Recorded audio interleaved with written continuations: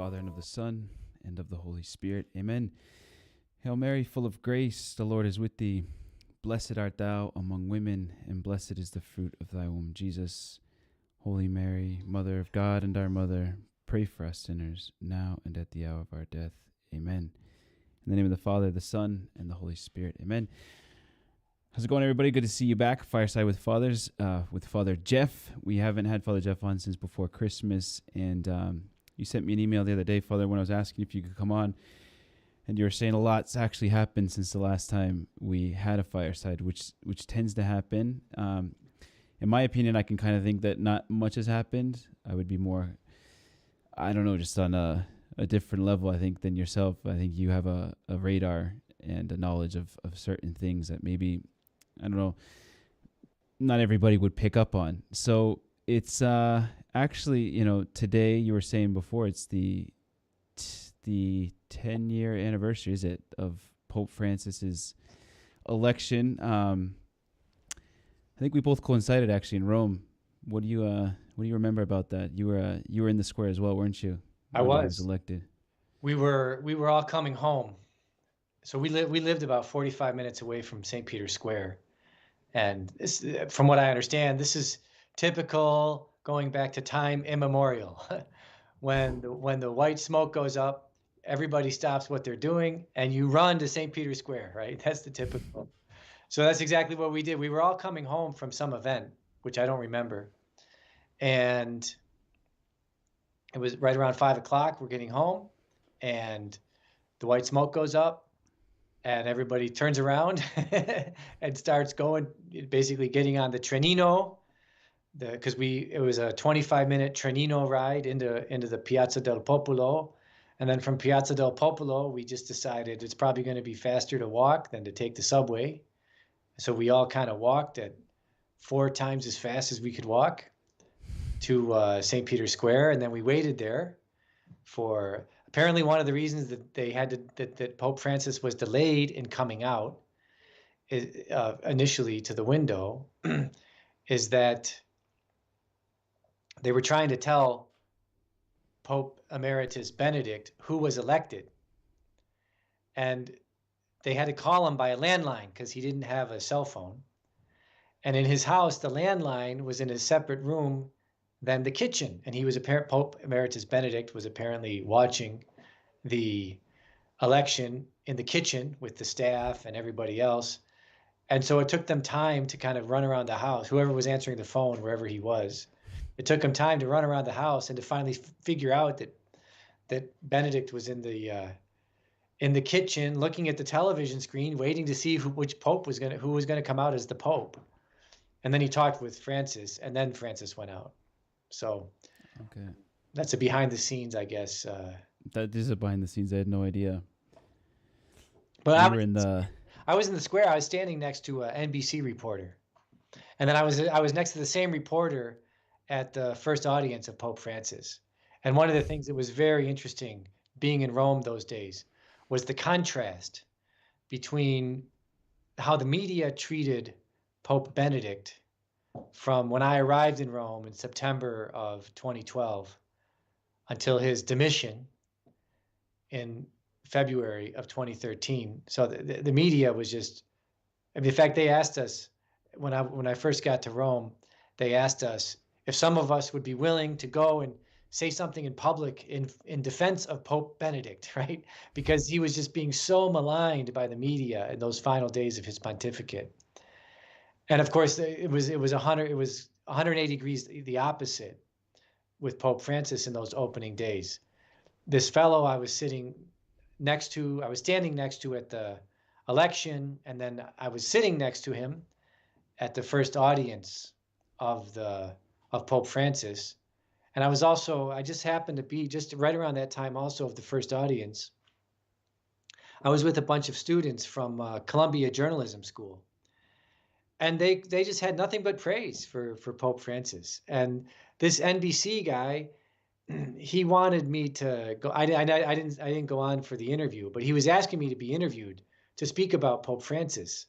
And it was kind of clear to me from the kind of questions he was asking me that he wanted to ask me questions to see if Pope Francis fit into the liberal American elite narrative, right? And it seemed to him, from certain gestures and words of Pope Francis, that the Pope did fit into the American liberal elite narrative. But that's just maybe a story for another day. So what's your experience then with the pontificate, or even living in Rome, being there kind of closer?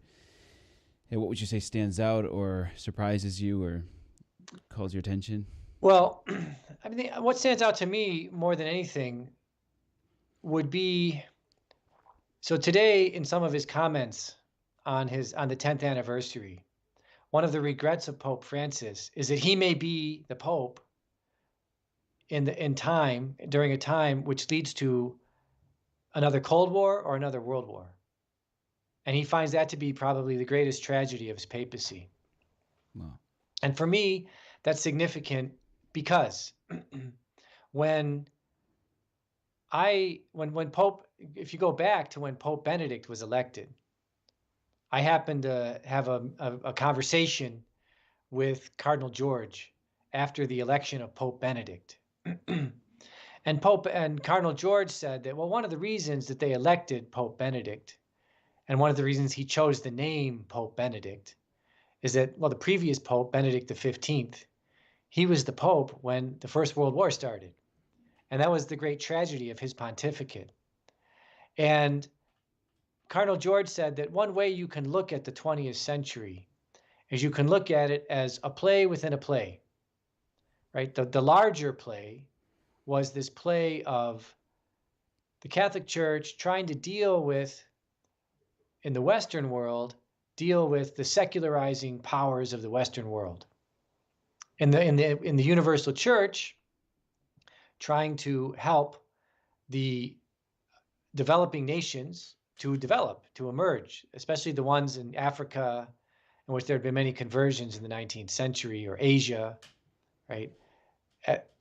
And to help these countries develop into modern, robust, constitutional democracies, for lack of a term, maybe to use it.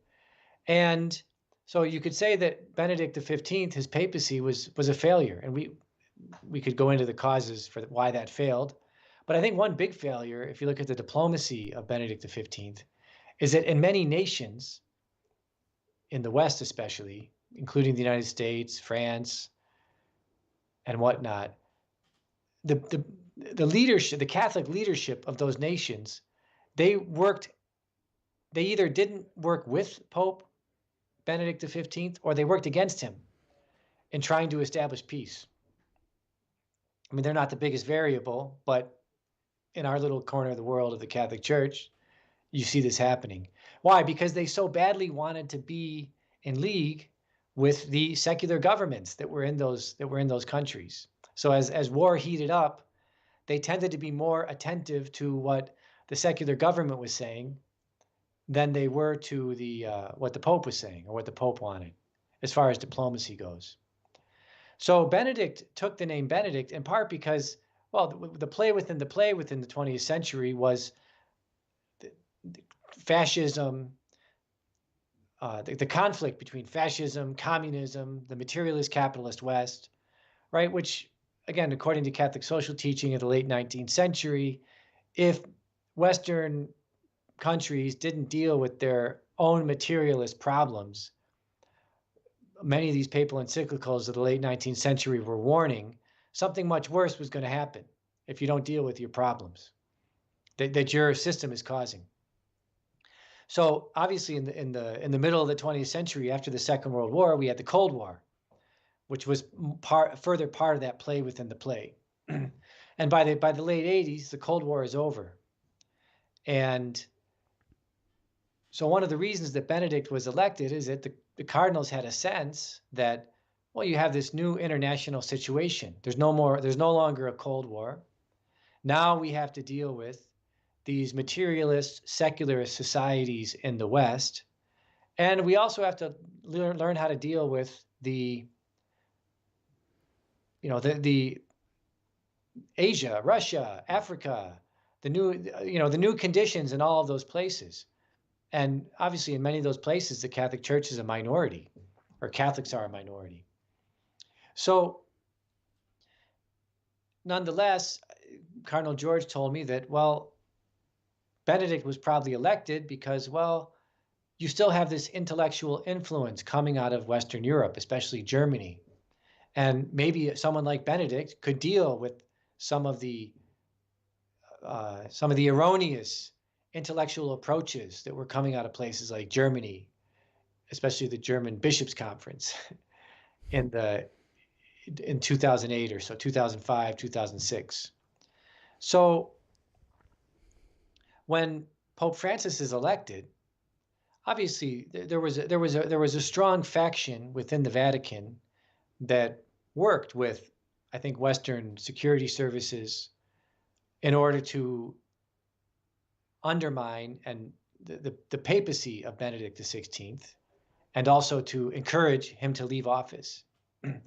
And these security services and the Western elites, they were very happy when Francis came to power because they kind of thought they had their man. They had someone that wouldn't be as critical of Western materialism in its various forms.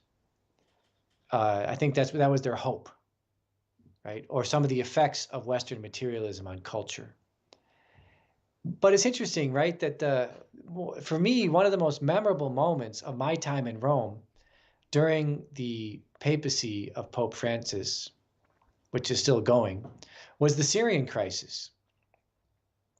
The Syrian crisis, where obviously Syria was, the Syrian civil war is a war that started as a result of the 2011 Arab Spring, right? I'll never forget Hillary Clinton giving a talk during the Arab Spring and saying that, well, the conflict or the difficulties that are starting in Egypt, right, and Egypt and Libya, these are going to be opportunities for us to undo governments all throughout the Middle East, including Syria. And several months later, ISIS shows up out of nowhere, and the Syrian government goes into, the Syrian rebels, who were funded by Western powers, they start to rebel against the Assad government. ISIS shows up, and ISIS allies with the Syrian rebels against the legitimate government of Syria. And this was all, actually, it was kind of funny because this was all just following a plan that was cooked up by the CIA in the late 1950s, how to undermine the Syrian government. And another thing that was cooked up during that time was the supposed threat of using not nuclear weapons, but chemical weapons, that the Assad government was going to use chemical weapons. It was a complete fabrication, right? The other interesting thing is that ISIS, who we supposedly opposed, we were somehow supporting, right, in the case of Syria, right, these radical fundamentalist groups. But so Pope Francis, during the height of this conflict, or the height of this tension that was introduced, especially the potential use of chemical weapons, right? He asked everybody to go to St. Peter's Square one day and pray that something be resolved, that these tensions be resolved, at least with respect to the use of chemical weapons. And actually, it was Vladimir Putin who stepped in and came up with the plan for getting rid of the chemical weapons, if they were even actually there. But there was some sort of a plan that he came up with for avoiding basically avoiding an escalation of the Syrian war into a greater war at that time. And it's right after the Syrian conflict. It's right after that tense moment in the Syrian conflict, because the Syrian thing is still going on. But it's right after that tense moment that the Ukraine conflict heated up again, that the U.S. State Department shifted its efforts to Ukraine. And now we have Pope Francis, in this last week, his several comments on the Ukraine are reflective of, well, we see once again the world potentially dividing itself into two blocks. and it's not just the evil Russians and the mysterious Chinese that are forming these two blocs. It seems like the United States, NATO, the EU, NATO stan, as some call it, they're doing something. They're a significant player, and so often in Catholic circles, the role of the EU, the United States, NATO is neglected in explaining the circumstances that are leading us into this new Cold War and this potentially World War III or World War IV or World War V, however you define world wars. So is he worried about that? Because I mean, he's saying he doesn't want to be the Pope of World War III, and he's basically, I mean, on a couple of times he has spoken out saying, you know, like, let's just take our attention off of this is all Russia and maybe look at what's going on here with what you just mentioned there with NATO and us moving in. So it's interesting, right? Just last week I haven't seen the whole transcript of it yet, so I've only seen news articles, but he was giving an interview, I think, with the Italian newspapers, and he said the Russian Empire is involved in this war in Ukraine, and he said, but there are other empires. And when I was in Rome, I had a friend in the State Department in the Vatican who said, you know, actually during the Syrian conflict, we were talking about the Syrian conflict, and he said to me, oftentimes the Vatican, especially when it comes to things that have to do with Europe, Western Europe, the United States, the Vatican will oftentimes use an indirect language. It will never name names. I think one of the unfortunate things about Vatican diplomacy in the current special military operation is that they only really mention by name Russia, and I think that's unfortunate. But even when the Pope was giving these, he did say there's other empires involved, and he decried the sale of arms. So, but this official in the State Department said to me, so often, if you understand, they're not trying to always name names, right? But there is, if you understand the logic of what they're saying, you can point to who's responsible. And so I said to my friend in the State Department, I said, well, based on what the Pope is saying about the Syrian crisis, it's clear. If you can just logically infer from how he's talking, the United States is responsible. And so when the Pope says, we're also concerned about other empires, well, who else in the world right now is an empire, right? Who could potentially be involved in the Ukrainian crisis? The Congolese Empire? I don't think so. The Mexican Empire? I would strike them off my list. The Canadian Empire? Well, you know, I don't know about that either. The Irish Empire? I don't think so. Well, I think there's only one country that would really fit the bill of another empire, right? So for somebody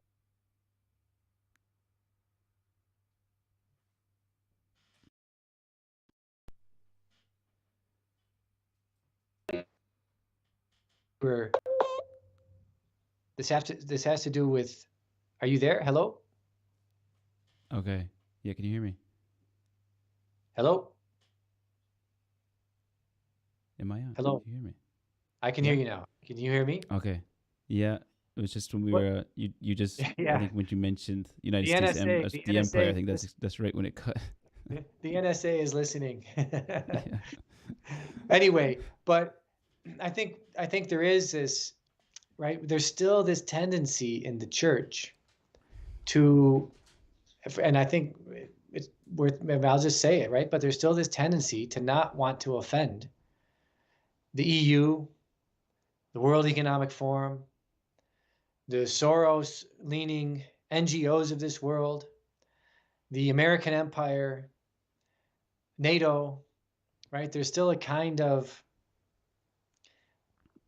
inability to want to say anything too directly about these entities and their role in the Ukraine, right? Their role in this special military operation that Russia has instigated in the Ukraine, responding to the conniving, you might say, of the NATO stan countries, for lack of a better way of denominating all of them.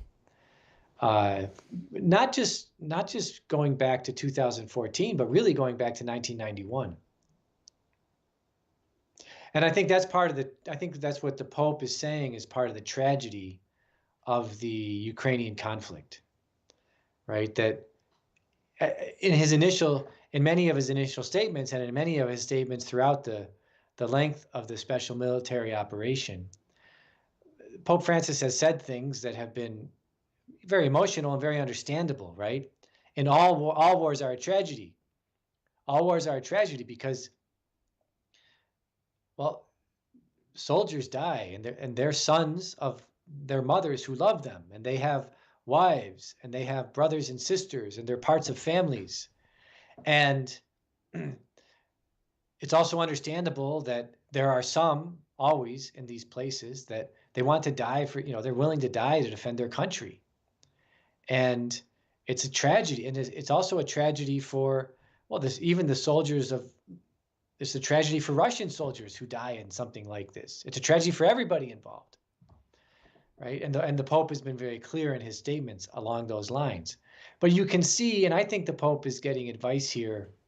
My guess would be he's getting advice from maybe people in, well, some other Catholic groups, maybe Jeffrey Sachs, a prominent American who I think has consulted with the Vatican before on macro financial policy in the world, for example. I think the Pope has been, that's why statements like there's more than one empire involved here are being made now. That I think there are people who are communicating to the Pope in various ways that this is not just a simplistic case of, as they said at Notre Dame last week, barbaric Russian aggression. Well, before we go into the Notre Dame, because that's going to be interesting as well, the talk on peace. Benedict, he passed, and he had a book that came out after his death that he wanted to come out. First of all, why did that book come out after his death? And like, how come we can't get it anymore? And what's that all about? Is like, so kind of just obviously Benedict, why did that book come out? Well, I mean, Benedict, I think ultimately is a complex character that there's always, he was primarily an academic. And even after he left the papacy, there was still more that he wanted to say, right? And so he did a few more interviews with Peter Seewald. He would write articles here and there. He engaged in various, he engaged in dialogue with various individuals throughout Europe. And I think on some level he stepped down, but he also wanted to say more. He wanted to, if he could, get the final word about some issues in this world after he had left. And so some of the things that I saw, and all I saw were some translations of the Italian done by artificial intelligence. And actually the translations aren't so bad. But one of the things he wanted to be clearer about in some of these letters is the extent to which he was trying to clean up seminaries, right? The extent to which he was trying to eliminate candidates from the seminaries who were likely candidates to be pedophiles, for example. And his efforts to try to reform seminaries so that they would train priests who were more upstanding, who really believed in the sacraments and wanted to communicate the moral life of Christ to people and teach them how to live it. And he's one of the things he said in these letters is that he had the sensation that every time he said something, there was a violent opposition to it in the press, especially in Germany, where he came from. So I think that's one of the reasons he tried to publish this book. He also, in it, he also has some dialogue that he undertook with a rabbi in Vienna. And I think actually, I would actually say that dialogue is rather unfortunate that because I think in that particular dialogue, he's again one of the obsessions of Pope Benedict was a healthy relationship with the Jewish people, and or cultivating what he would understand to be a healthy relationship with the Jewish people. And his whole effort, for example, to recognize the traditional Latin Mass, it got him into trouble with the Jewish people. And I think this dialogue with this rabbi in Vienna, he wanted to try to have some sort of a dialogue that would smooth things over or set the record straight. In the end, I don't think that dialogue succeeded in the book. But anyway, I think the book was retracted because, well, he actually said a lot of things about like what his motives were during his papacy, and I think that just given, in Rome, I think that given in Rome that he's not the Pope anymore, we're in a different papacy. Pope Francis, we don't want something like this to overtake the pontificate of Pope Francis. I think for that reason, the people who were in charge of Pope Benedict's estate thought, well, let's pull the book out of circulation if we can, as much as possible, not sell more copies, right? Because, well, there's a different dynamic in place right now with the papacy of Pope Francis. Okay. So you can still get a hold of the book. I'm sure there's a PDF out there somewhere of it. Yeah, no, it's impossible. But there's just not going to be wide. It's just not going to be widespread. Yeah. Well, you mentioned the Notre Dame little assembly there on peace. Them talking about peace. Yeah. Where are we at right now as far as we've been mentioning Ukraine, we've mentioned the empires. It seems like from just a Joe Schmo peasant kind of view where I am at, it just seems like things have just gone into another long, cold, I don't know, stalemate, or what's going on there? What's the story? Where are we at? Yeah, so I mentioned earlier how in the First World War, I think in particular, for example, the American bishops, they were so eager because Woodrow Wilson and his administration, they weren't anti-Catholic in the sense of persecuting the church, but they didn't think there was a place for Catholics in the world of important men.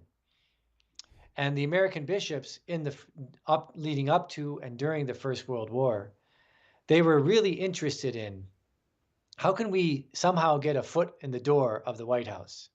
How can we somehow have an influence among the cultural and political elite of the United States?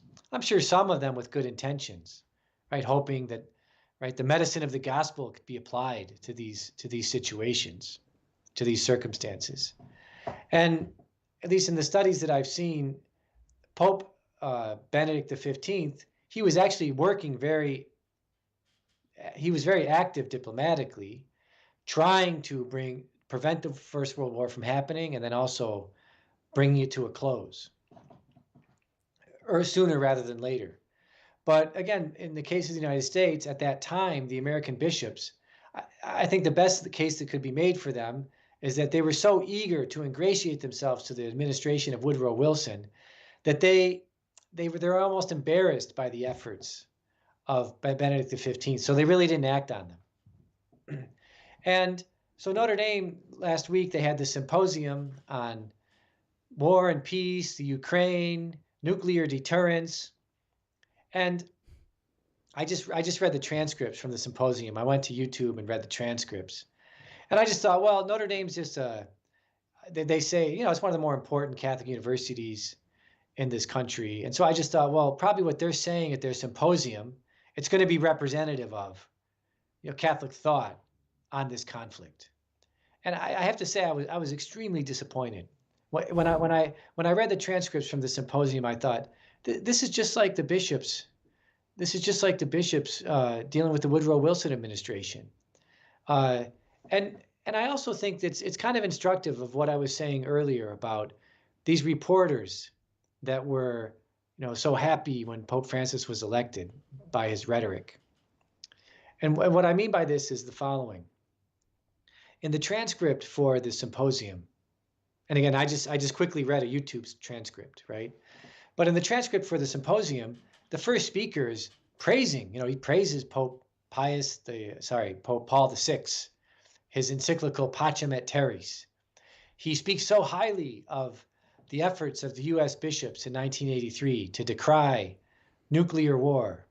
And he says, then he speaks about what he calls, right, the magisterium of Francis on peace and whatnot. And I don't have to go into many specifics, but one of the things he does say is, well, Pope Francis says there can't really be any more a just war, but we have to do everything we can to get rid of war. So I mean, that's all good, but when you read what comes next, you realize, you get the sense that all of this fellow's statements about peace and nuclear deterrence and we should be pacifists, he's all just giving lip service to the rhetoric of Pope Francis. Because the next thing he says is, well, in this war, it's clearly a war of barbaric Russian aggression. He says maybe the Ukraine could have done more before the conflict to de-escalate or something along those lines. And then he says, but even though we can't really use just war theory anymore, we should be doing everything we can to defend the Ukrainians so they can fight in a heroic struggle against the barbaric Russian invaders, right? We should be giving them weapons. And he speaks about, right, that Russia's, I'm just looking at some of the notes here. Russia has the goal of dismembering the Ukrainian homeland, and this justifies a military response. And he says, well, within all this context, of course, we need to seek peace. And when I was reading this transcript, I thought, this is an important person, and it's like he's reading State Department, from the American State Department talking points. He has no, like, for example, back last April, the Ukrainians and the Russians were having negotiations for seeking peace. This was after the special military operation had started.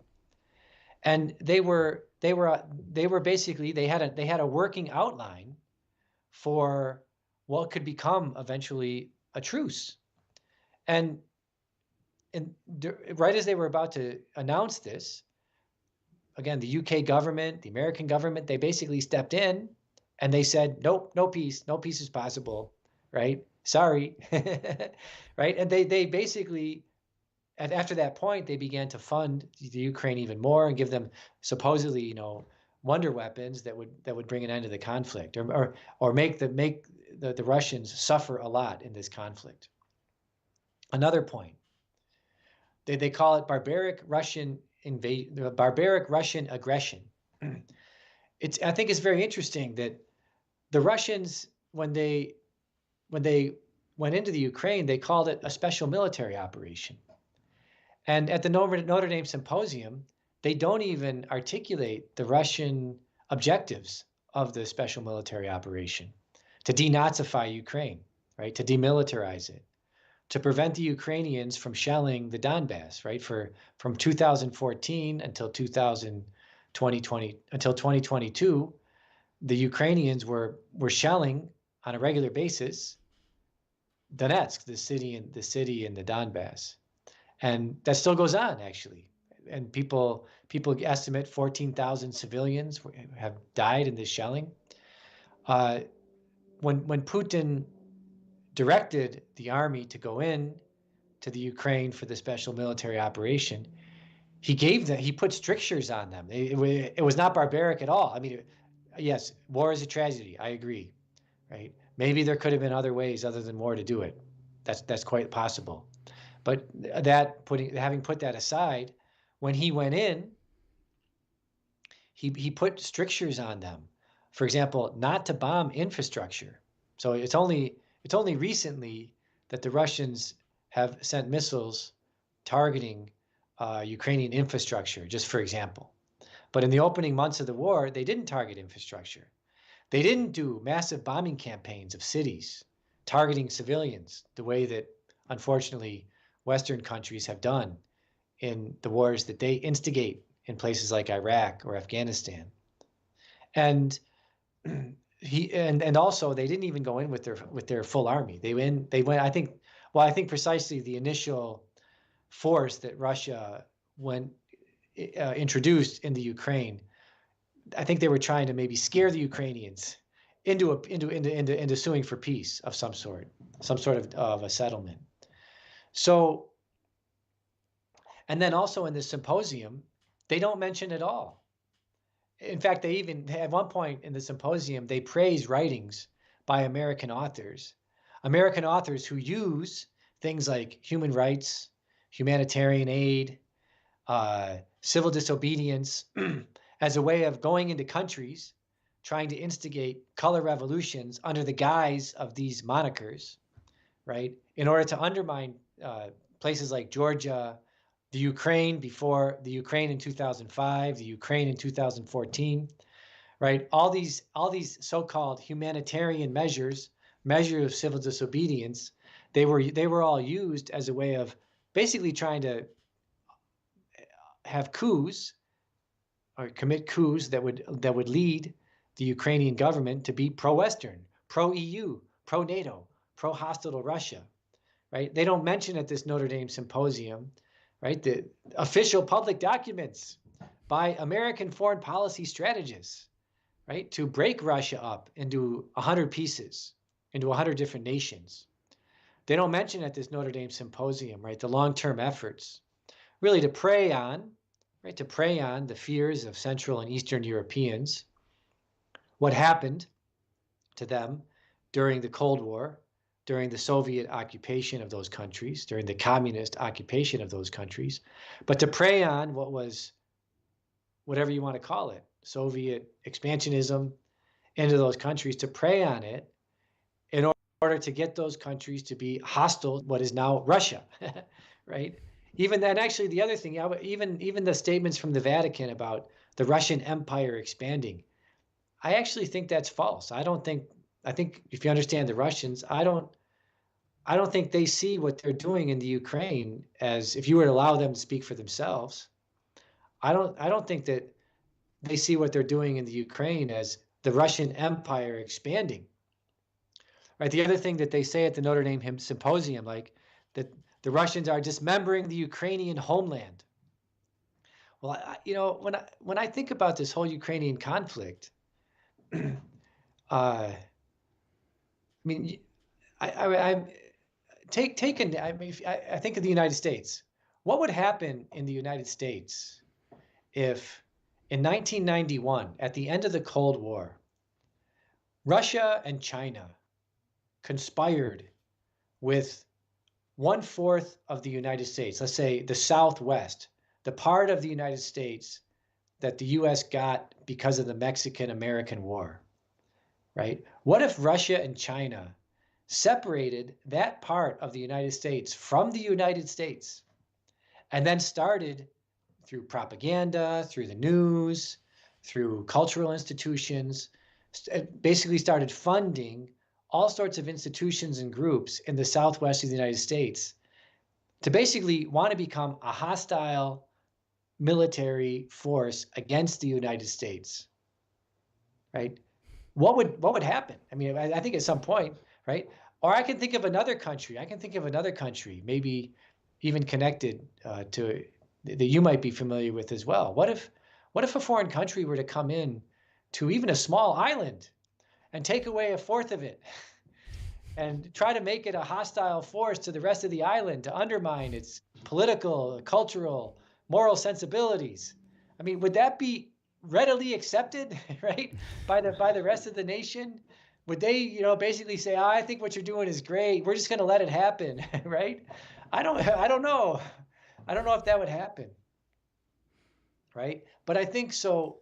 So I think at this Notre Dame symposium, what you see happening, it's a great example of a kind of American, more liberal mentality, which gives some sort of lip service to Pope Francis, to let's say with the Vatican, some of the statements that might come out of the Vatican, but in the end, they're much more attentive to, they're much more docile to the American State Department, right? And this is a perennial problem in the United States, that the Catholic leadership in the United States is much more attentive to the State Department, whether it's conservative or liberal, right? The needs of the empire. And it's not just the United States. This is in a sense always the problem of Catholic leadership in powerful nations, right? You can be much more attentive to the cultural, political, economic elite than you are to the needs of ordinary Catholics, or even the real interests of peace and the common good, right? And so that's where I think the Notre Dame Symposium falls short, because in the end, at the Notre Dame Symposium, even though it was under the moniker of, well, peace and pacifism and whatnot, and it's also interesting, right? One of the things they also discuss is nuclear deterrence.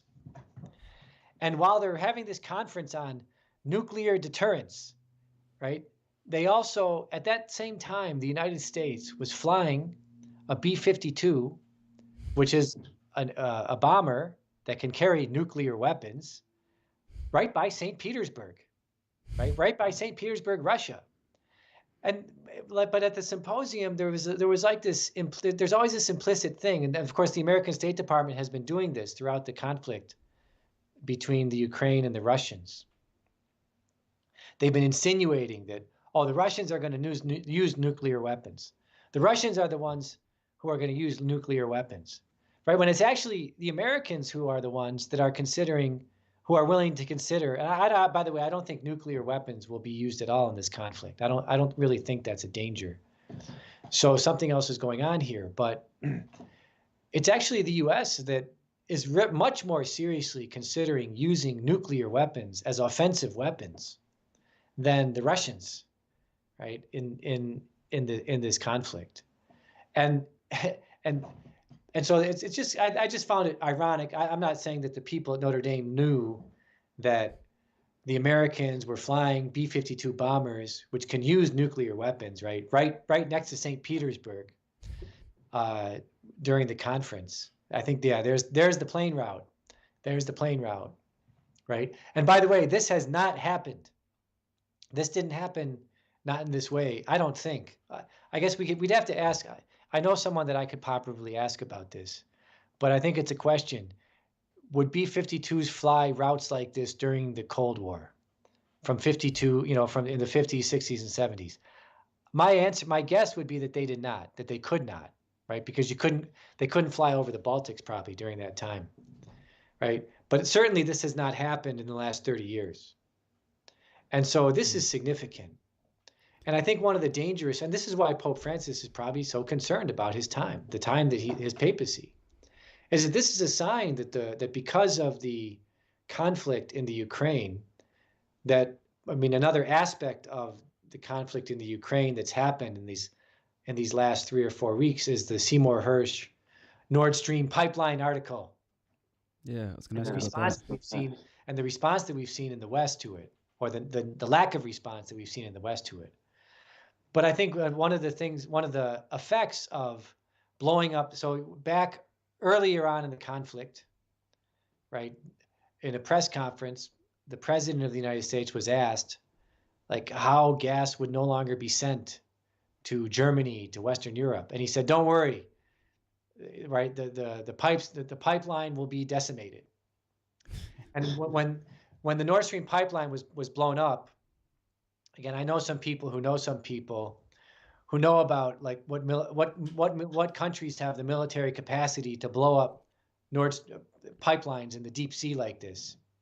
And way back then, we may even have talked about it on the show here, but it was pretty clear way back when that it would have to be like the United States or the UK, and maybe along with some Scandinavian countries, Norway, as it turns out, right, were involved in blowing up the pipeline. And what blowing up the pipeline did is it basically prevents Russia from selling its gas to Western Germany, or to Germany, sorry. It basically prevents any kind of economic collaboration, it makes harder any kind of economic collaboration between Russia and German industry.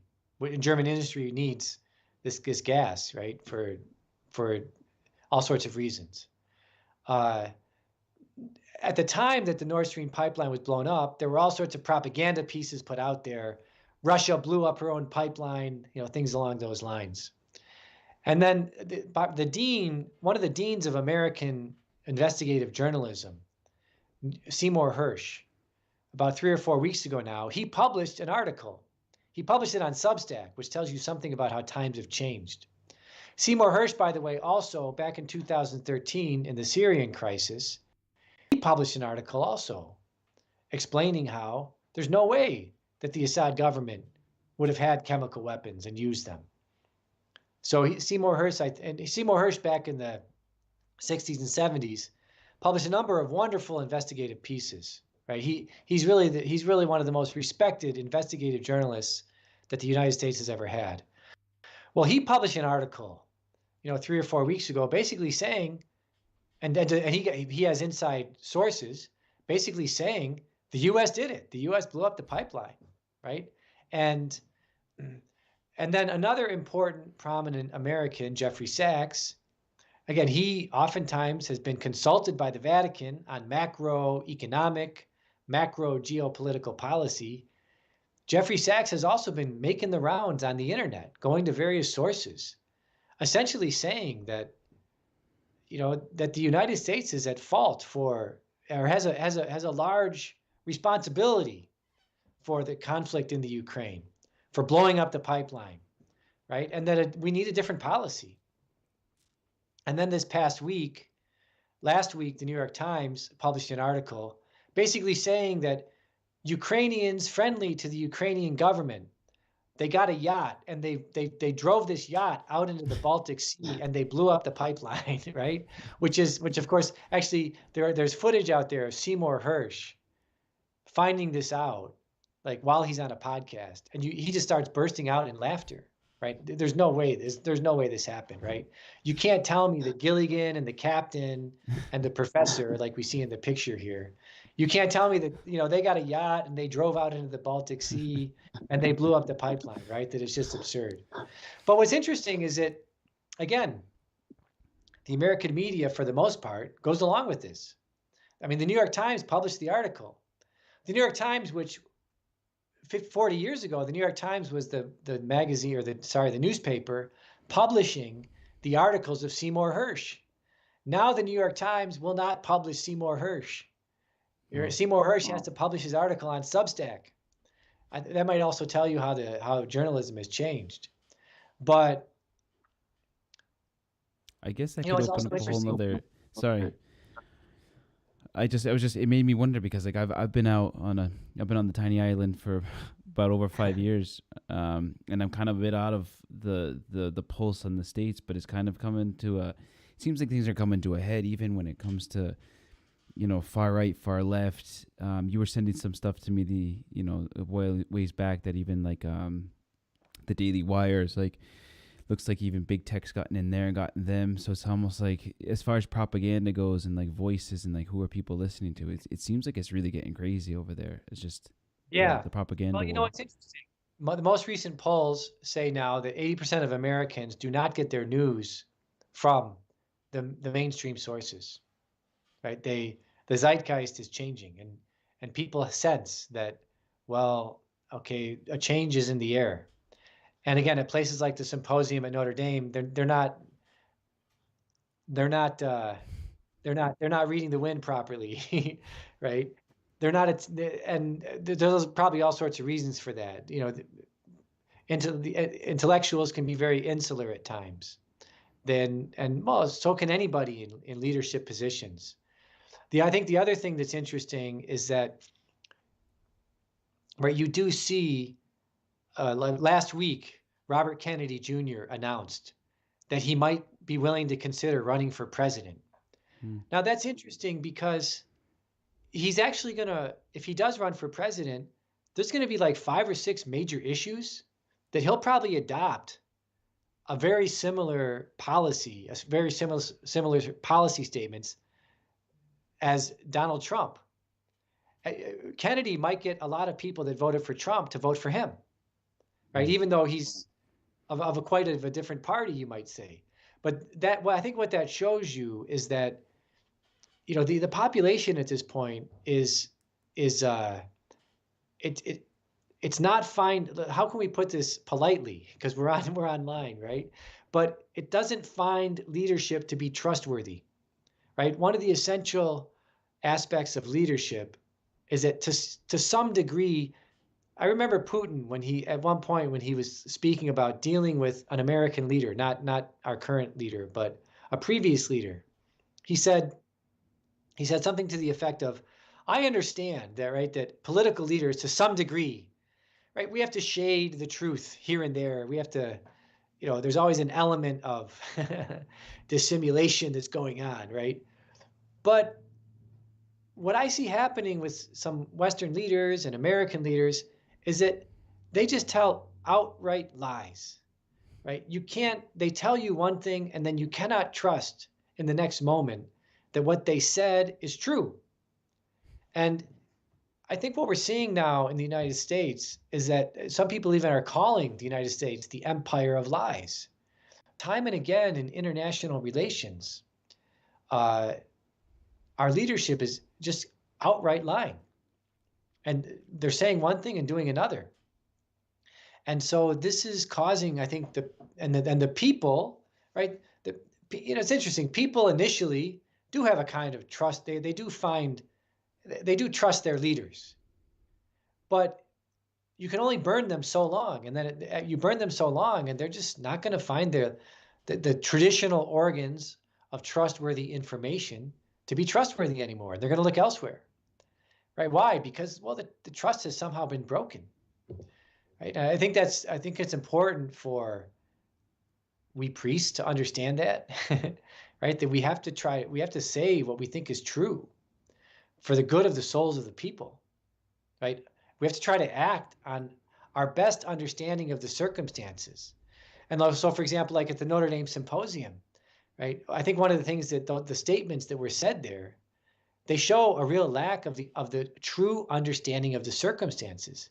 If you're going to be engaged in moral thinking, right? Yes, you have to speak about the actions that are done, right? Whether a country invades or not, what weapons are used or not, are you bombing civilians or not, those actual actions. But you also have to speak about those actions in the context of circumstances.